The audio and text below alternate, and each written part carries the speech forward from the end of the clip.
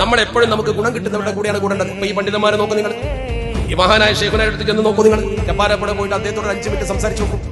അള്ളാഹുവിന്റെ പരിശുദ്ധ തിരുദൂതരോട് പുണ്യ സ്വഹാബത്ത് ചോദിച്ചു, അഷ്റഫുൽ ഖൽഖ് മുഹമ്മദ് മുസ്തഫ സ്വല്ലല്ലാഹു അലൈഹി വസല്ലം തങ്ങളോട് ചോദിച്ചു, യാ റസൂലല്ലാഹ് അയ്യു ജുലസാഇനാ ഖൈർ, ആരെടുത്തിരുന്നാണ് നിങ്ങൾക്ക് ഖൈർ ഉണ്ടാവുക, ആരുടെ കൂടെ കൂടിയാലാണ് നിങ്ങൾക്ക് ഗുണമുള്ളത്?